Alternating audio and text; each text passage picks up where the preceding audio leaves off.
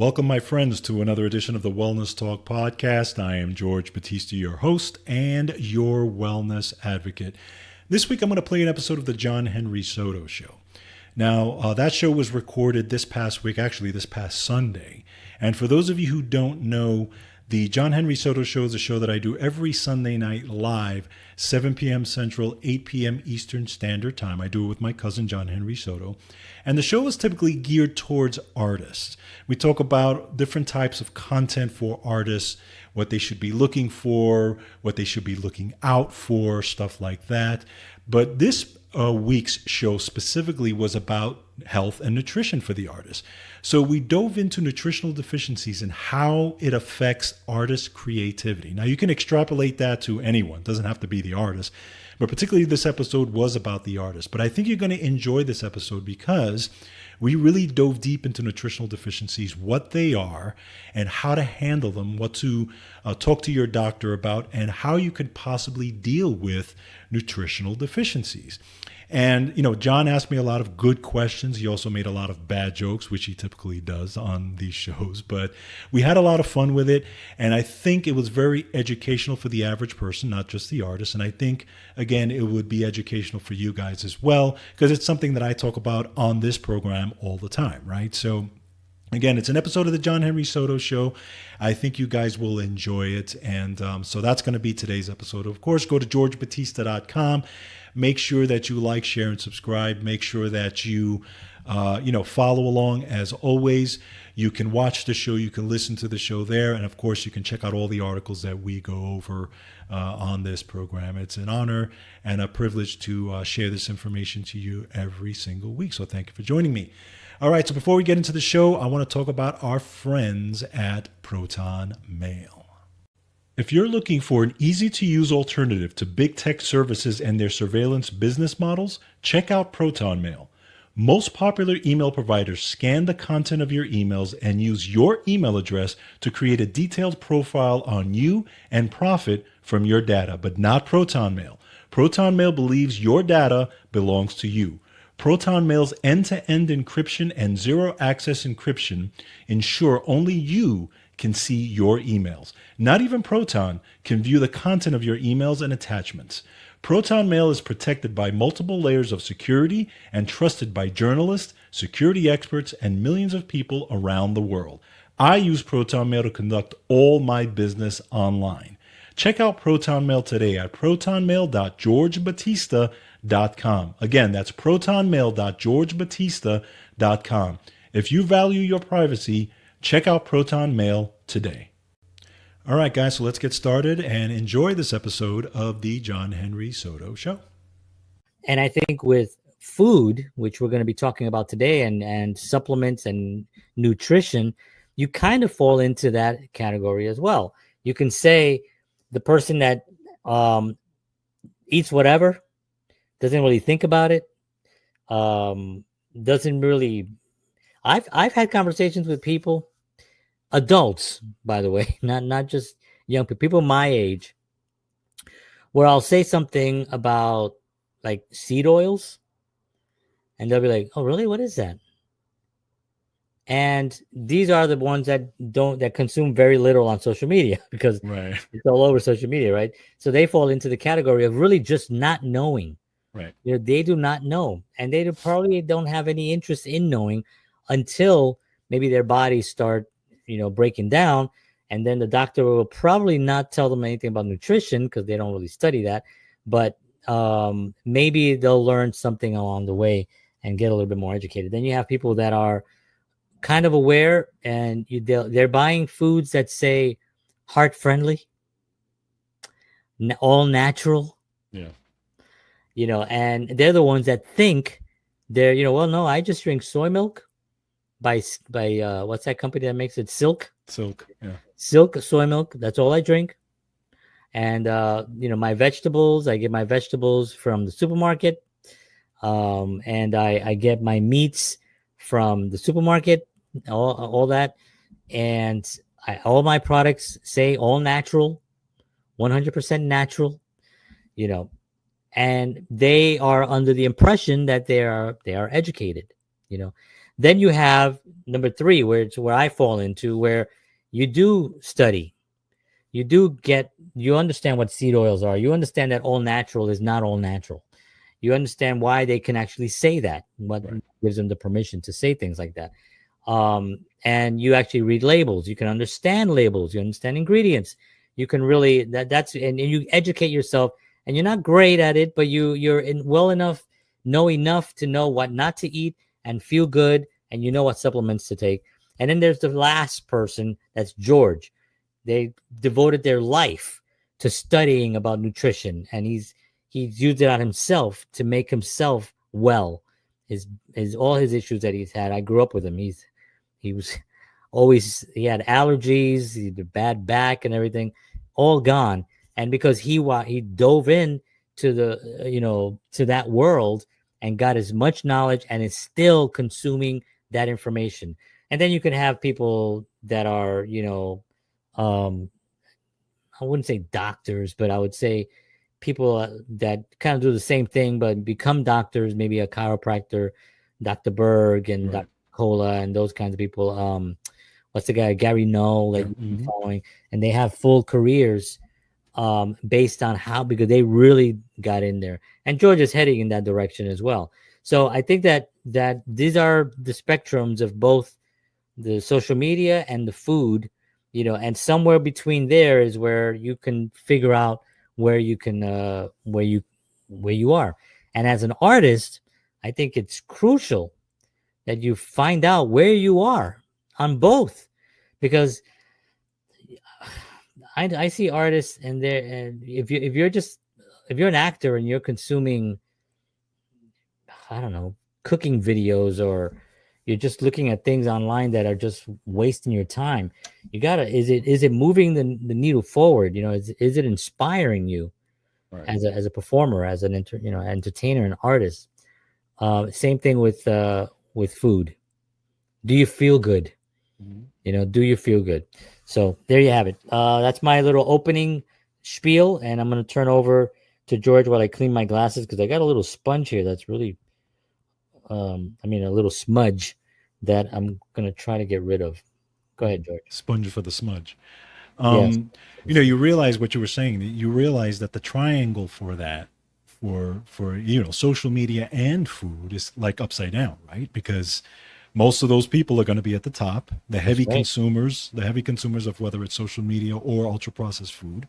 And then it's going to kind of go down all the way to the tiny percentages where it's the John Sotos and the George Batistas and then the Gary Nulls and those folks, right? Yep. So, and it's interesting because it's funny. There was a doctor I was listening to, actually, was it yesterday, I think, who said, and it just reminded me of something where they said that the amount of people in this world that take supplements and eat right and do these things when they don't have an illness is infinite. I mean, it's tiny.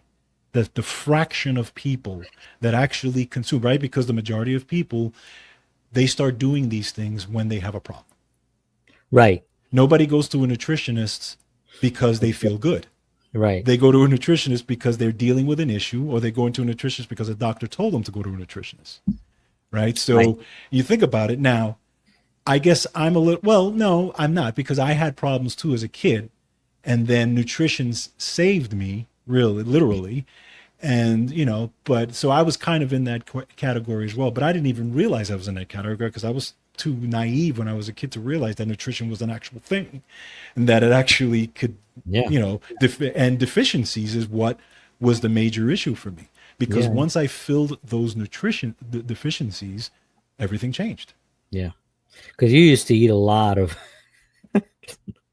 Your thing was the chocolate donuts or Oh, Entenmann's and yeah, Entenmann's. and it was the donuts with the filling. Yes. Oh And then my it God. was, yeah, I ate a lot of that. I had a lot of Entenmann's.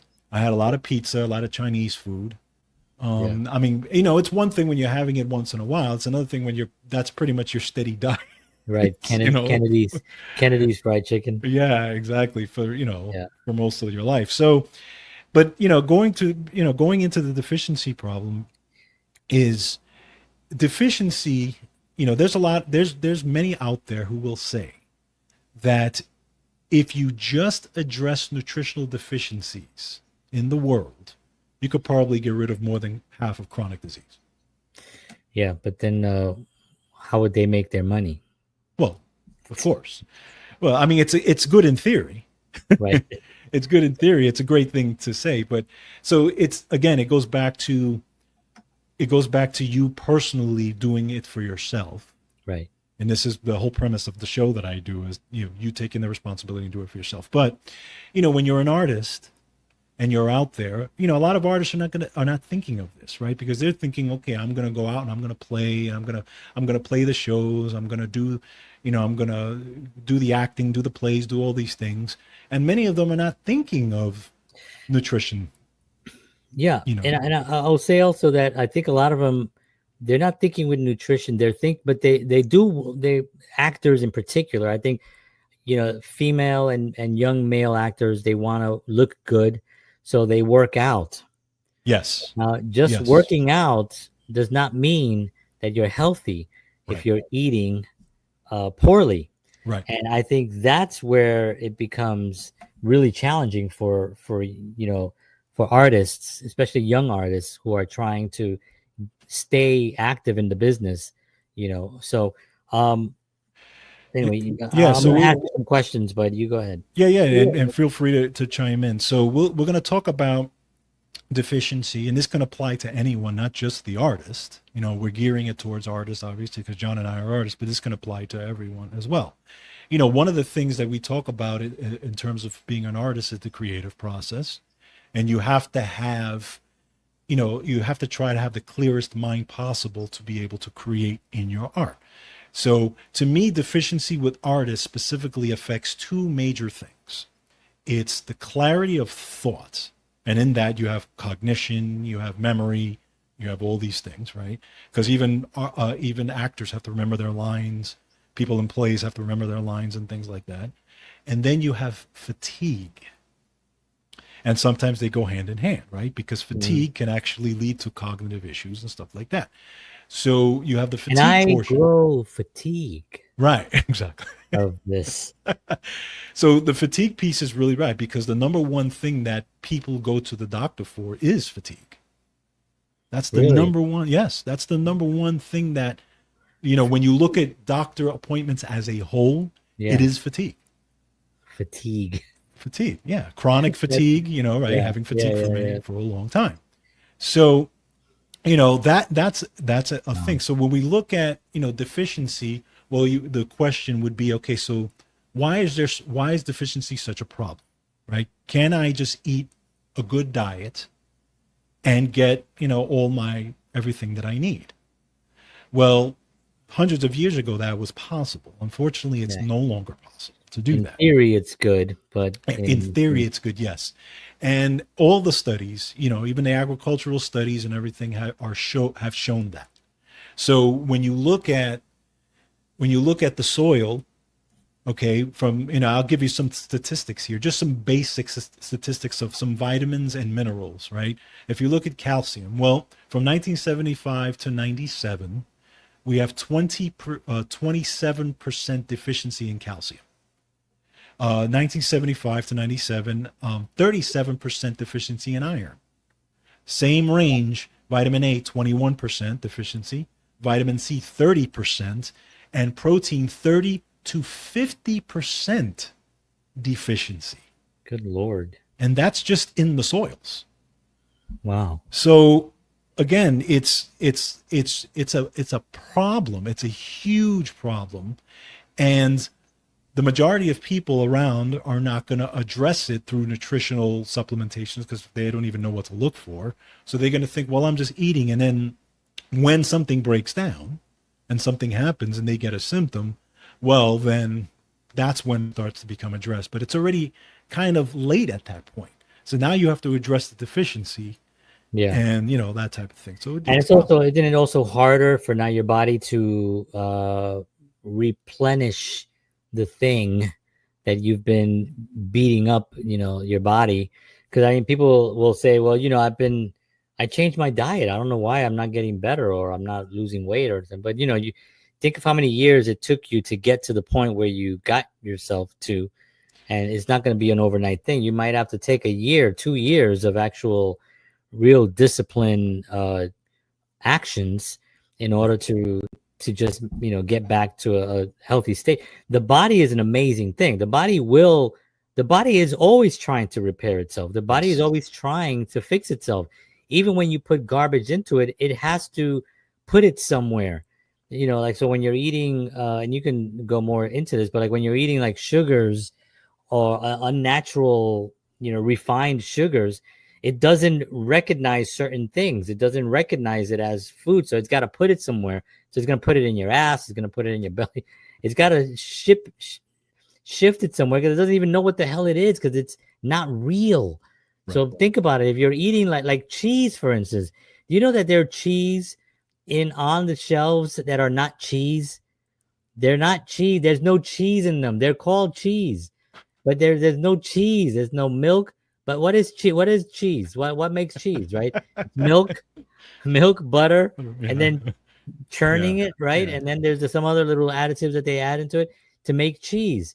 Yeah. But there's no cheese. Right. So, the body is eating this stuff and it's like, well, what is this plastic thing you just shoved into your mouth? Now it's got to figure out where it's going to put it. And unfortunately, it puts it in places that are really damaging. Because later on, and again, I'm not a doctor. This is all scientific stuff that I've looked at and I've seen myself, and I've seen other doctors, very well-known doctors, talk about this, including RFK as well. So I think that's part of the challenge between what was 100 years ago and what is today. Right. We just don't have the clean soil, like George said.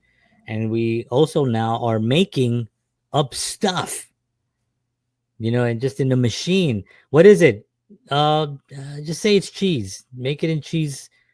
Make it look like cheese and put it into plastic. I mean, think about it. It's, first of all, it's not even real. Right. I don't know why I'm so hung up on this cheese thing, but it's not even real. And how is it wrapped? It's wrapped individual. And they made this like such a big deal. Remember that? Yeah. Each slice individually wrapped. Like, that was a great thing. What is it wrapped in? In plastic. So plastic is so toxic to the body, and it seeps into the foods, and it seeps into, if you have a plastic container and you put it in the microwave, go like this. It's the same thing.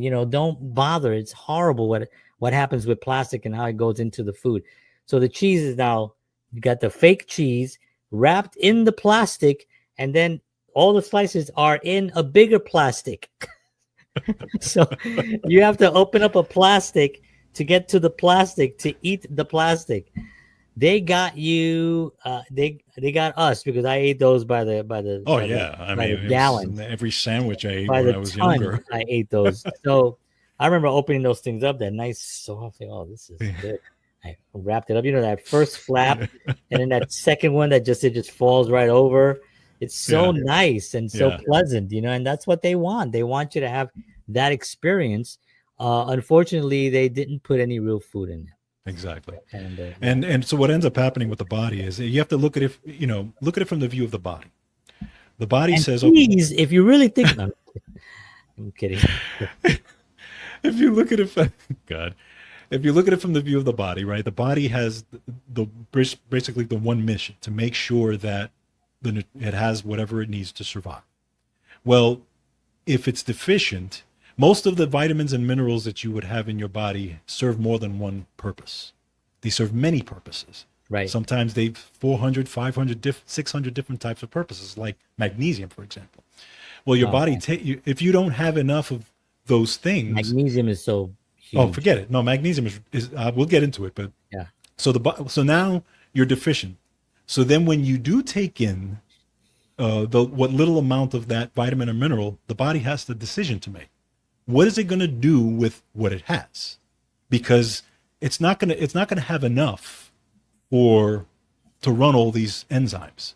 So what is it going to? So it's going to, and this is the intelligence of the body. It's going to say, and this is called triage theory. And basically the body says, well, what do I need to survive right now? If this body doesn't have this, it will die. So it takes the nutrients and it makes sure that it has enough for the survival of the organism. And the rest, if it doesn't have it, well, so be it. Vitamin K, perfect example. Vitamin K it does a lot of things, but it serves two main purposes. One, it clots your blood, right? The other one is it takes calcium, it metabolizes it, makes sure that it doesn't end up in your arteries. So what happens if you don't have enough vitamin K? Well, it's going to say, okay, well, we need vitamin K for blood clotting because if he gets cut, he dies. Right. But if he has calcification in the artery, he's not going to die now. Right. He may die in 20 years of 30 years of arterial calcification. Right. It's so just trying to prolong and trying to keep the body surviving as long as it possibly can. Exactly. With whatever you so put that's in. that's the whole Brilliant. theory. And this theory has been proven by Dr. Bruce Ames. And basically now the body's going to ration it. It's going to put it to the survival proteins, and the rest, well, if you don't have it, too bad. Right. So that's what it does. Okay. So people have to understand that there's a recommended daily allowance, and then there's an optimal daily allowance, and it's two different things. So that's why the nutrition piece is important, because again, if fatigue is something that is a side effect of not having enough nutrition, well, you'll be fatigued and you won't be able to create as the artist, but you may not die. You'll just have long-term fatigue. But as long as you have everything for survival, that's what it's going to care about. Right. So this fatigue as an artist is really, really, I mean, that is because there's nothing more exhausting as an artist than thinking. Yes.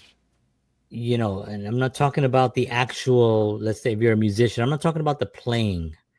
The playing is wonderful. The playing is the dexterity of your fingers, your body, whether you're drumming, your timing, the coordination. That's the playing part of it, right? And before you get to that point, there's a lot of practicing involved, right? So you're being driven by that element, you know, by just the fact that it's joyous and you love it, and you're making music and it's great. So you're working on the dexterity of your fingers, the coordination, the timing, all those things you're working on. And then at some point you're like, oh, I want to write something. I want to come up with a thing.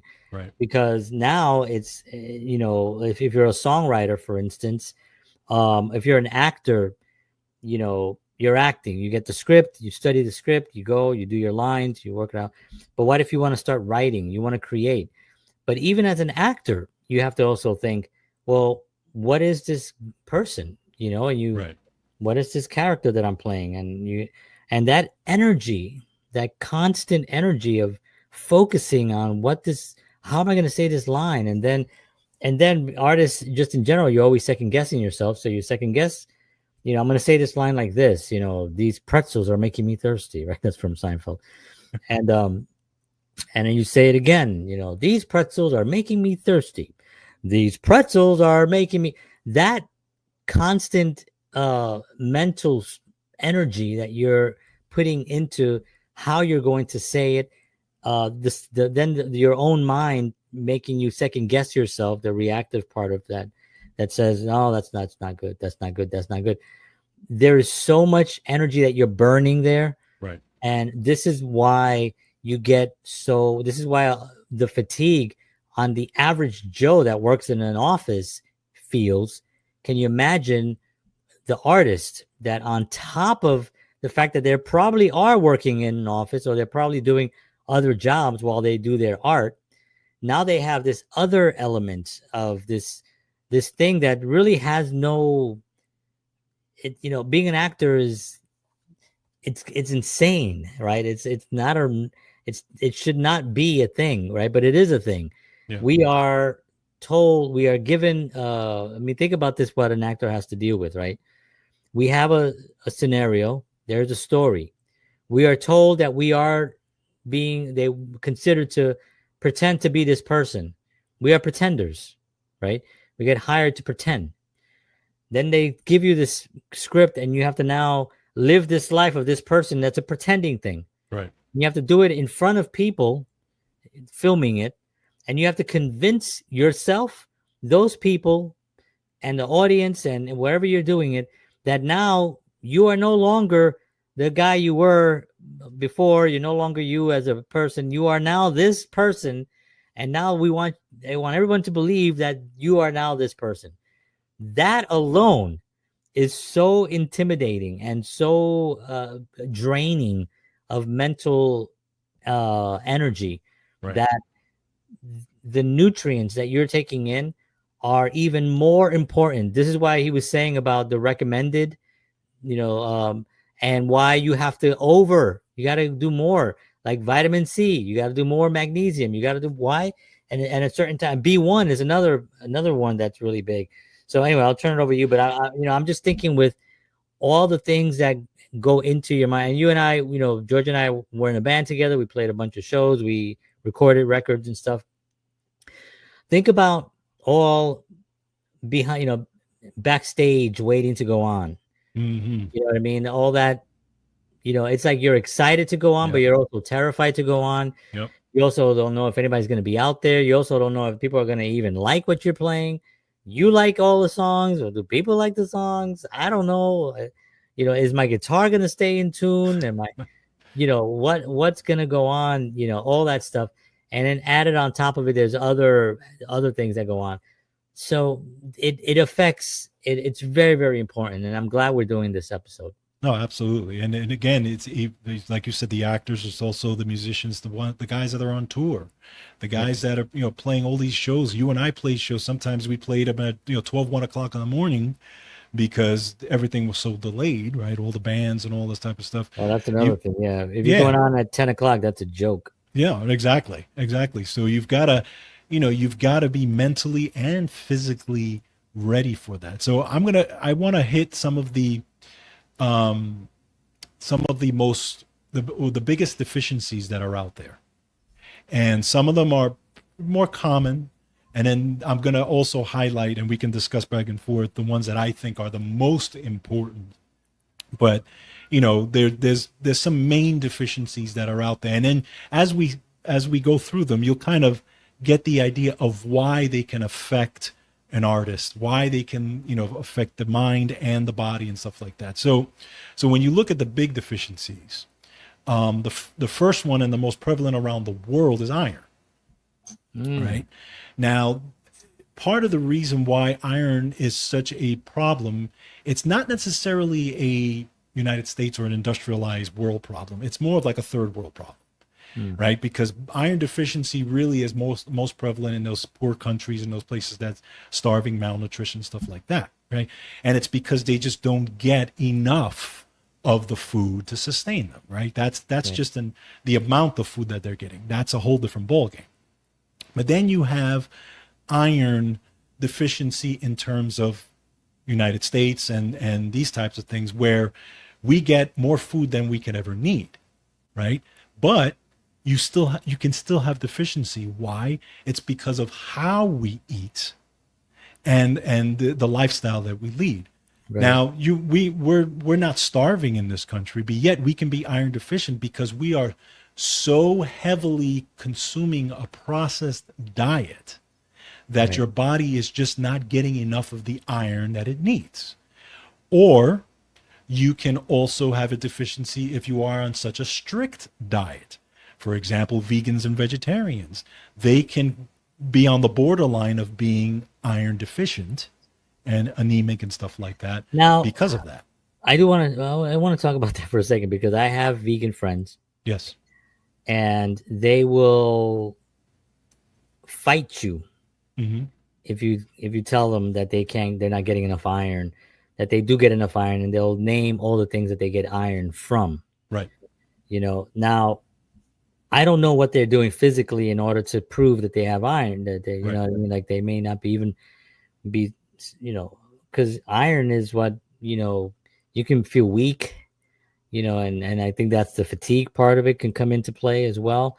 So there's a lot of different things, but what would you say? Okay, Okay, if a vegan is watching this right now, which I know they're not, but if a vegan is watching this right now, we don't get a big vegan audience, Right. surprisingly. Um, but if we do, if what would you say is what they should be consuming to get iron, putting Okay. aside supplements? Right. Exactly. And we can go either Food. way. We can go food and supplements or however you want to do it. Okay. So when we look at iron, well, first of all, let's look at what iron does, right? It produces hemoglobin. Okay. And, which is the protein in your red blood cells that carries oxygen, right? I mean, think about that for a second. Carrying oxygen, that right That seems right. like a big job. Yeah, it's a big deal. So if you don't have enough iron, or if, you're iron deficient, for example, obviously weakness, fatigue, shortness of breath, all those things are, can be. And again, for the artist, that's the big one, right? Because those things can wreak havoc on the artist. Now, for vegans and vegetarians, yes, you can get iron if you are a vegan and vegetarian. You have to be smart about it, though, okay? Yeah. Because this is where you have to heavily go into like the greens, because the greens, the spinach, the broccoli, your green leafy vegetables, those are going to contain the most iron in terms of the vegetarian Ah, side of okay. So things. that Okay. would be their okay. Yes. If you're a vegan, but you're vegan, you're drinking soda and potato chips and you call yourself a vegan, well, that's not, Right. you Yeah, know what I'm I have saying? people that are vegetarians and they just eat like they're not vegans, they're vegetarians, but they'll eat like cheese. And Right. that'll be all that they Right. consume as far as in pasta. Yeah. So they I have have no met I have met many vegetarians who are iron deficient. Okay. Let me ask you one quick question Yeah, about yeah. Go the ahead. type of deficiency or the type of iron. Mhm. Is there a different type of iron in like those types of vegetables than there is in like let's say a steak, a nice It's steak, there is grass a there fed. there is a different type of iron in as well as how it's metabolized and stuff like that. But if you consume enough of like, for example, the amounts is going to vary, right? So the amount of iron in a steak is going to be really really high versus the amount of iron that you have to consume in Yeah, in like 40 greens. bowls of broccoli Right, to one exactly, to steak. equal the amount Right. of This is iron. probably what's happening is with the deficiency in iron in vegans and vegetarian or vegan. Exactly. So they have to consume more. And and I mean, and again, they can do it. It's the same argument they do with protein, right? They'll argue till they're healed. Well, I don't need to eat meat to get enough protein. And in a technical sense, yes, they can get enough protein. They just have to consume a lot more of those protein foods on the vegan Right, side that's what I'm saying. Yeah, to like to also equal. beans too. I think they mentioned beans Right, and beans are extremely high nuts, in good different protein and types of stuff. nuts. Some Yeah. nuts are really good, but some nuts are actually pretty bad. You got to be Right, careful with, absolutely. like And then, peanut. and again, iron deficiency, there could also be other reasons for you're iron deficient. If, if you don't have enough copper, you can actually become iron deficient because copper is one of the things that opens the door to iron in the first place. It works with iron.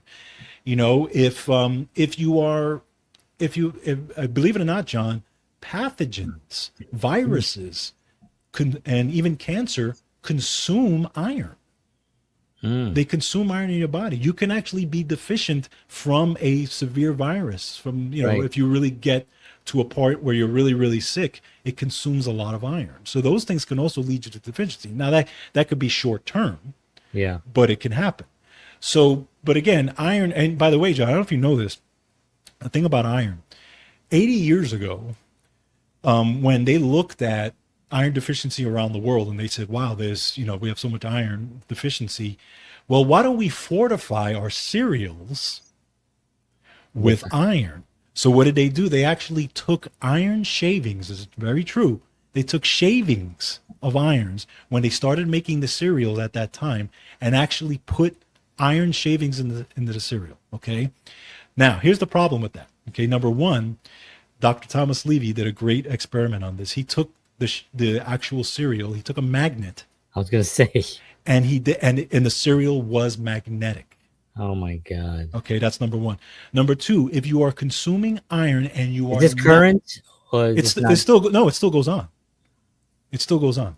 Okay, So that's number one. Number two, if you are consuming iron and you are not iron deficient, that's a problem, because then it can lead to toxicity. It Right. could actually lead to iron overload. Oh There's a yeah. lot of people who have asked me throughout the years, well, my doctor said I was low on iron, so should I start taking an iron? Did he say you were anemic? No. Well, then you're not going to take iron unless he That's gonna actually go way says too you're high, anemic. and you can do a lot of damage. Exactly.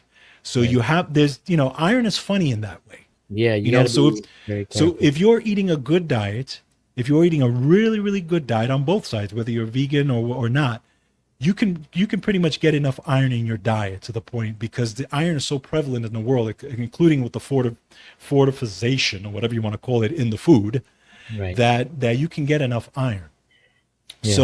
So anyway, that's one of the things. But again, if you don't have it, it can lead to it can lead to head fogginess. It can lead to fatigue and all that. If you're an artist, that's going to be a problem. So if you have those symptoms, you go to your doctor, get it checked, and see if there's any issues in your iron and your ferritin scores. That's what holds the iron. All these things. Okay, you make sure that you're not deficient in that.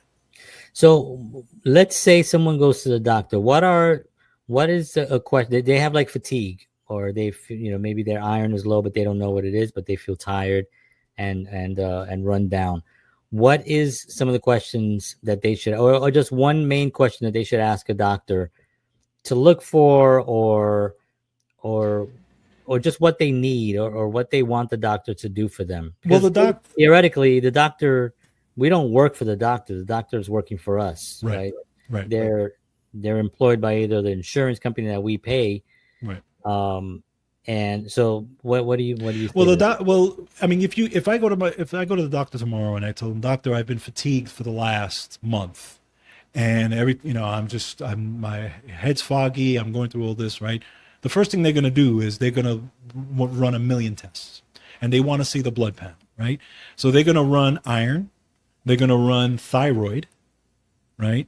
They're going to run your basic B vitamins, right? They're going to run pretty much all the things that involve energy production in your body, right? Mhm. And those are three main ones that involve energy production.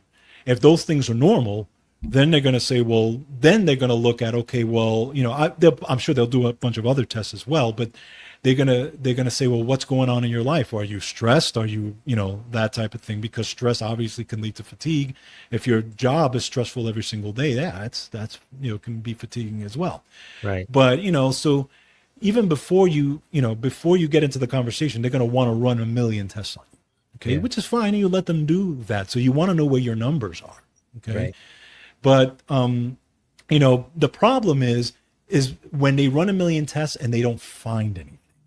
Right. And that happens so often. But you know that there's something off. Right. Now, is it because a lot of these doctors, and I've heard this from, we go to a functional medicine doctor, and they'll run tests that are standard doctors don't run.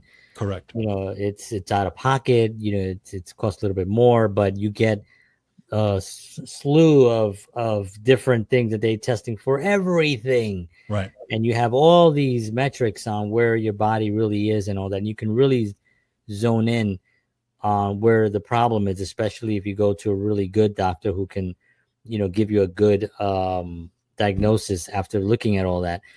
So what when they miss something, like iron, for instance, what else should they be looking at, as far as not the doctor, because the doctor is just doing what the doctor does. But if someone said, yeah, go to the doctor, let's say an artist or a musician, Mm-hmm. I've been playing all these gigs and I'm kind of tired. Oh, well, you're probably just playing too many gigs. Yeah, I'm 25 or I'm 27 years old or whatever. Even whatever. I mean, any age. I mean, I'm my age right now. I can play gigs every night if I had to. You know what I mean? I'm not Right. gonna feel like, ugh. But if they're feeling that way, and they go to the doctor and the doctor does all the tests that they normally do, and they don't find anything, what's the next step for that artist? Well, the next step is I'm assuming that before they did that, before they go to the doctor, they're looking at their lifestyle, right?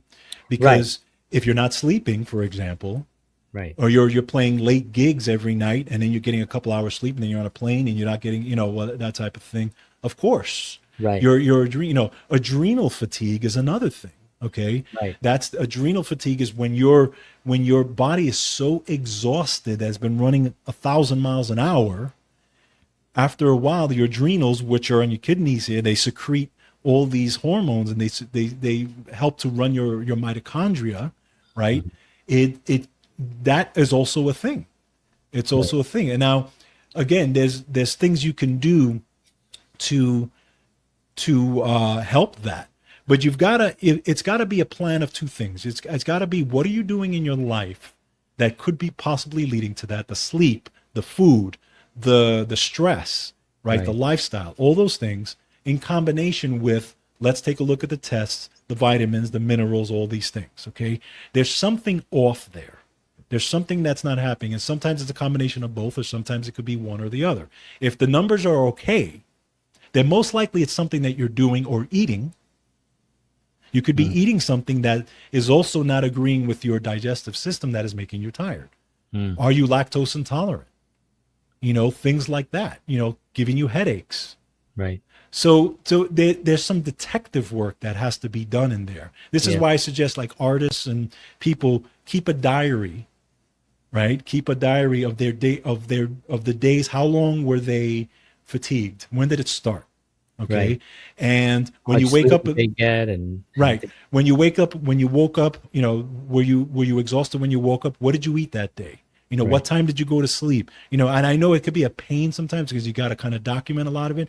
But once you do it for a while, you'll start to see clues that you can circle and say, Right.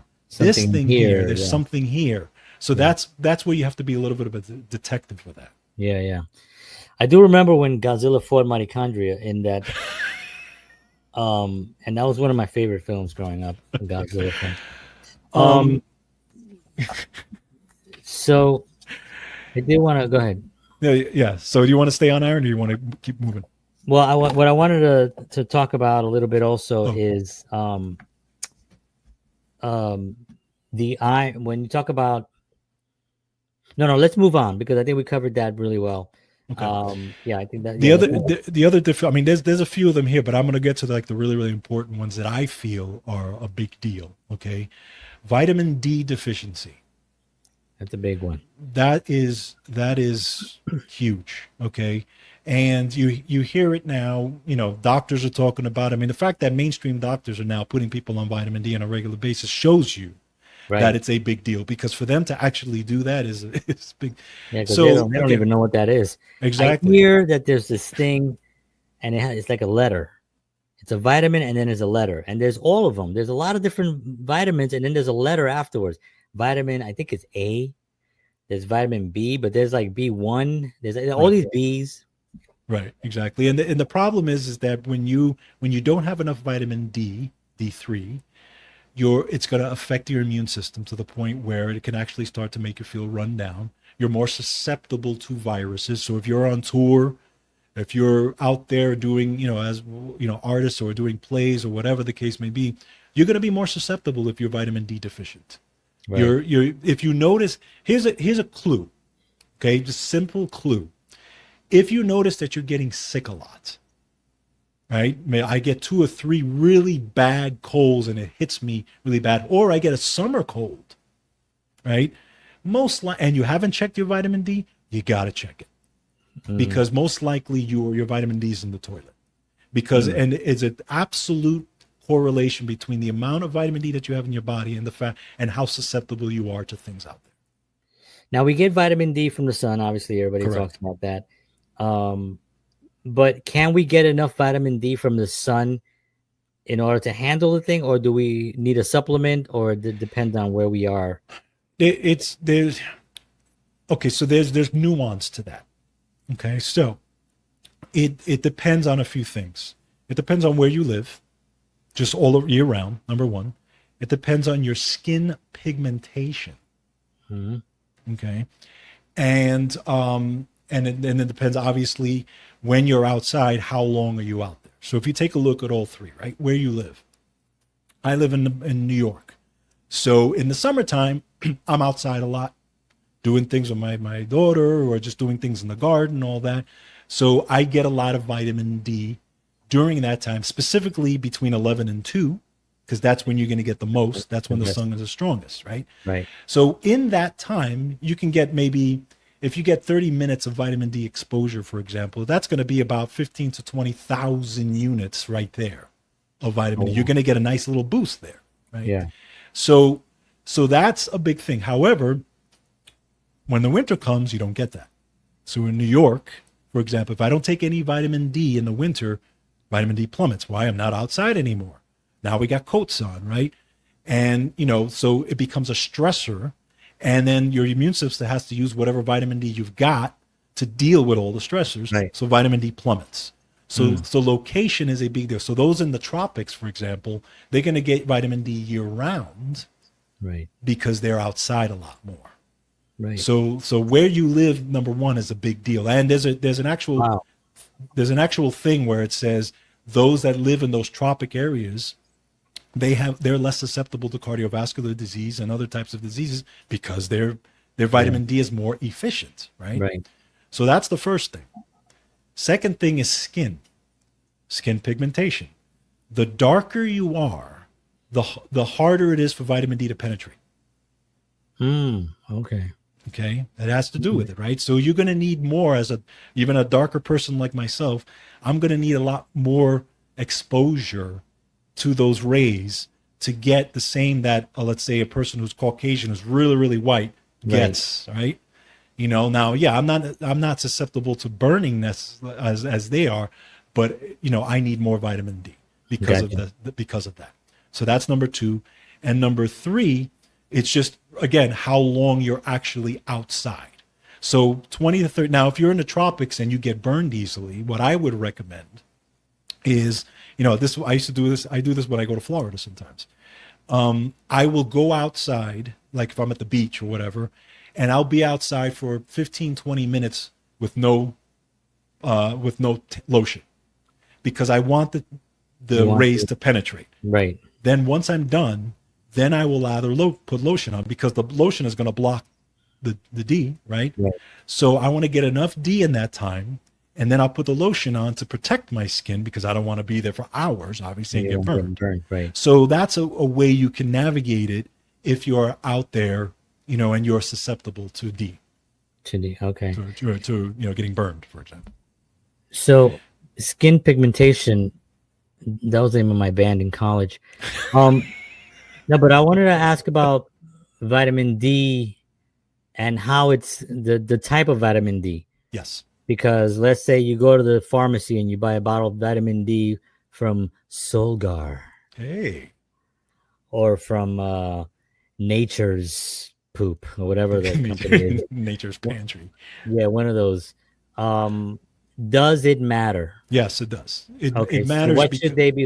They should be. I mean, most people and even doctors are hip to this. Most of them. It's D3. It's what's called the activated form of D. So you will see D3, okay. Yeah, it has to be D3. You see D2. The reason why that makes a difference. So, for example, if you get D from the sun, if you look at it in a technical sense, it's D2. So what happens is you get it. Your cholesterol metabolizes the D, then it runs through a whole cycle, and it has to be converted. It gets converted in the liver, it gets converted in the kidneys, it goes through a whole conversion process, and it becomes D3 in your body. And that D3 is what is the activated form that starts to do its job, right? Well, if you take in D2, then your body has to convert it. But if you take D3, it's already in the conversion, it's already converted. There are people in this world who cannot convert certain vitamins. Right. They have a problem. They have a polymorphism that doesn't allow them to convert vitamins. So they have to take... Yeah, they need to download like a better driver Exactly. to convert. God help people who listen to this and listen to your nonsense. Like my wife, for example, has that problem. She has a folate conversion problem. Now, she didn't tell me this when we got married, so if I would have known this, I don't know if I would have married her. But How can you? I was like, why would I marry somebody who cannot convert folate? People just hide that fact. I know, it's a big thing. So if you're on a date, ask if the person can convert folate. Can you convert? But so my wife has to take in the activated form of folate, for example, in order for it to work properly. So it bypasses the thing that has to convert. Because otherwise, what will happen? Cognitive decline Wow. and high lead, high heavy metals. You She know, married you, so the cognitive that decline must have started years well, yeah, ago, when you're marrying me, forget about it. way So, before she met you. Um. yes, So, but so D3 is the D3 best. is the The best best to form get. You should just get it. to take and and again, everybody's going to be different because body weight is another thing.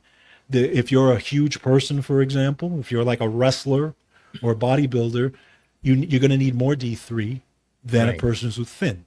So that also makes a difference. So take D3 with food because it's fat soluble. It metabolizes with fat. And it's responsible for thousands of enzymes, including, again, if you don't have enough D, fatigue, immune system issues, down to your DNA, all different types of things. For the artist, again, it's going to make a big difference. So you see D also combined sometimes with like A, or is it no or K, E? or K no, I mean, you see it combined with. Typically, it'll be combined with K. it'll say the Um, U. What is it called? It's like units. How yeah, many? units. Yeah, Right. yes. Um, and so they do you have to take a certain amount of another vitamin in order to absorb the D3 better, or would it help better? Well, not necessarily D. D is one of those things you can take alone. Okay. Again, I suggest you take it with food. But if you want to absorb things like calcium, magnesium, K, those things, those are best taken with D together. And a lot of companies have complexes that have all of those things Right. because then they'll all absorb together and work together. So they do work together once they're in there, but D is one of those things that you can take on by itself if needed. Okay. So, what's the next? I know The we're third one of the biggest, probably the one that I think is probably one of the biggest, and it's one of the silent ones. Like iron, we know. D, we know because it's always out there. You hear it in the news. You hear all this. By the way, I did hear a doctor once on the news actually say that taking a D supplement doesn't do anything. I almost fell on the floor. But anyway, that's a whole nother thing.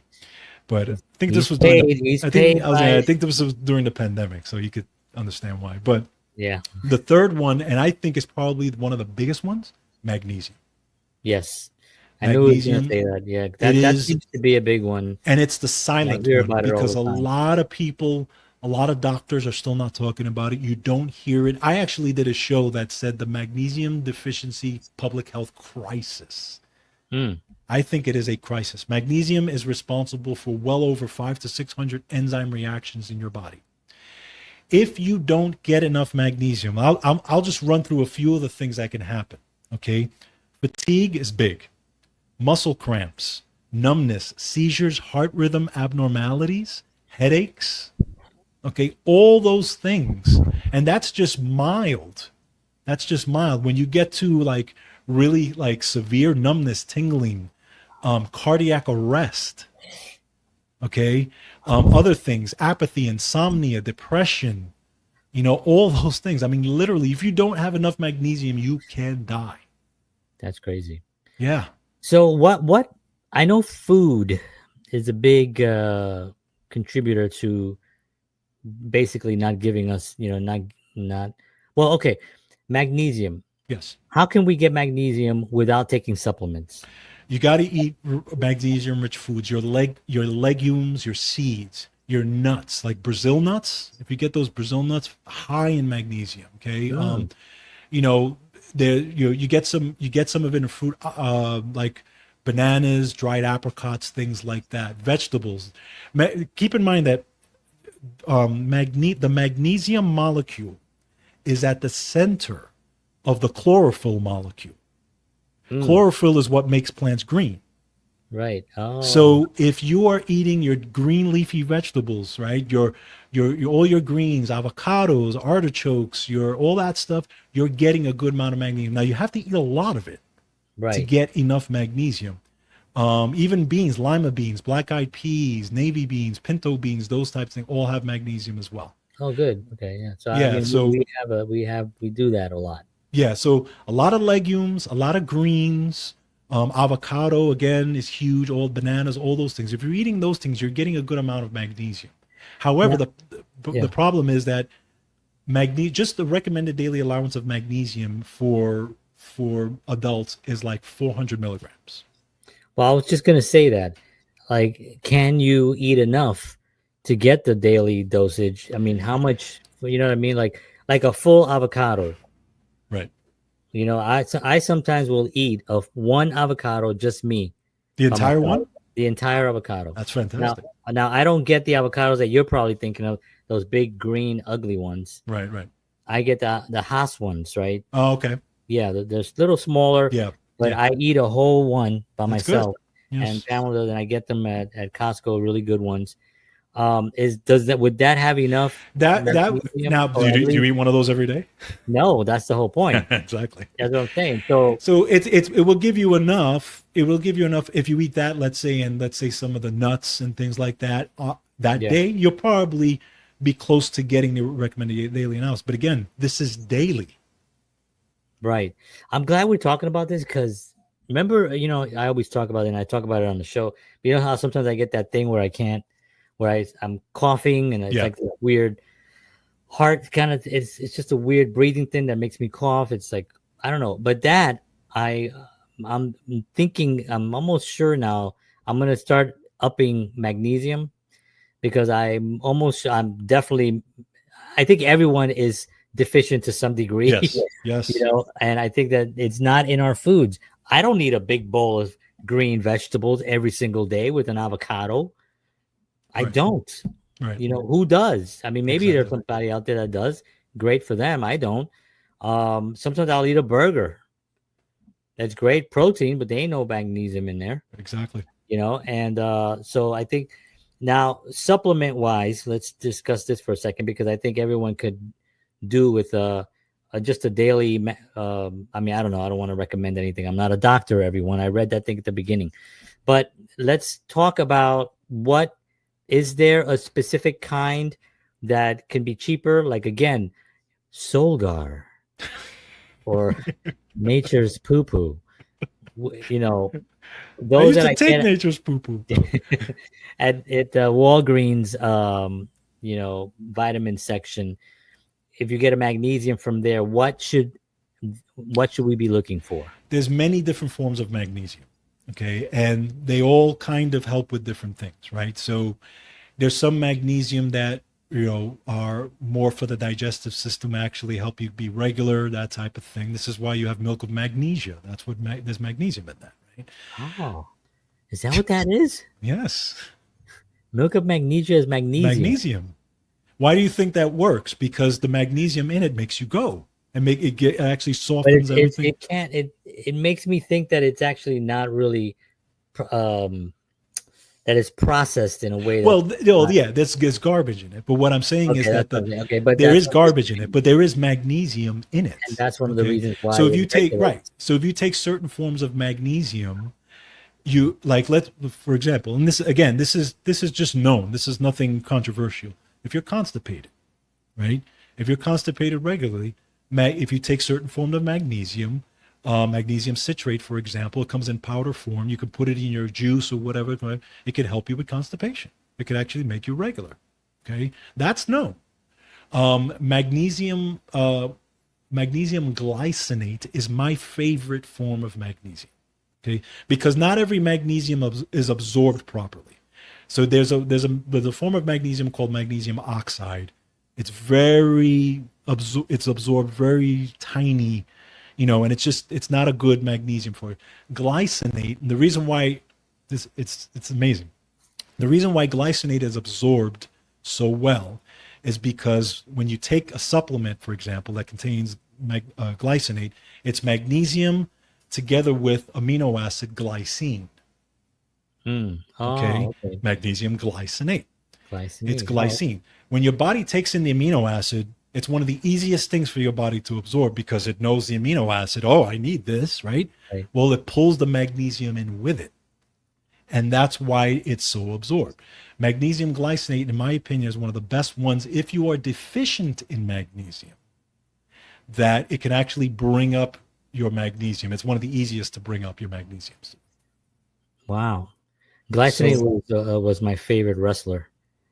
He so okay, so is there a pill form that you would recommend? Because were those two powders that you no, they do have powder, but if yes, magnesium now which is glycinate. better? Because I hear sometimes people say the powder, if it's in liquid form, you put it in liquid and you drink it, it may be faster active or something, or If you're getting it from a reputable company, if you're getting it from a good company that doesn't put garbage in it or flavors and things like that in it, yeah. either one is fine. You can get it in powder form or pill form, and you'll be fine with that. Okay, some people like the pill form because it's more convenient. They can take it with them versus the powder. It just depends on your. But if you're getting pure magnesium glycinate from a good company, you're good. Okay. So wellness resources, Wellness resources, companies like that have yeah. excellent magnesium glycinate and stuff like that. So Kellogg's. I'm just kidding. and there's other forms as well that are well absorbed, but glycinate, like I said, is my favorite. But at the end of the day, again, the side effects and the big ones, like if you are having heart palpitations, okay, again, any of these symptoms that I go over, you talk to your doctor first, no doubt about it, absolutely. Right. But if you are having heart palpitations, talk to your doctor about magnesium. You can be magnesium deficient because that is a sign. Okay, Yeah. atrial fibrillation. A lot of people have that. Yeah, Okay, I think that's what I have. I even had that in the past years ago, and what's interesting? Athletes are very susceptible to this. Yeah. Because they sweat a lot. Yeah, right, and they sweat out the magnesium. They a lot of them don't supplement. And eventually, when you're losing magnesium, you get what's called magnesium wasting. That it starts to, you start to get these electrical impulses. Yeah. So magnesium can help that. Again, migraines. Yes. Magnesium has been known to help that as well. And then fatigue. But going back to the artist, if you are fatigued, magnesium, because magnesium is also involved in what's called the electron transfer chain, which basically helps to make mitochondria, which is energy. Magnesium is part of the steps in that process, and it helps with that. Another thing is, what was the other thing I was going to say? I just had something in my brain and it just went off. But yeah, fatigue is the big one, and blood sugar. Magnesium is one of the things that's responsible for making your cells more susceptible to taking in blood sugar. Oh, wow.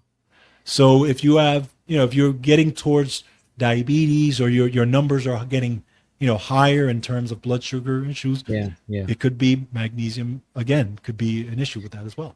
Yeah, I'm thinking about that myself now because that again, I'm pre-diabetic, but it was over a decade ago, and it's Right. not a thing anymore because I changed my diet. But that I do feel that magnesium and that train that you mentioned, I think that's what is it?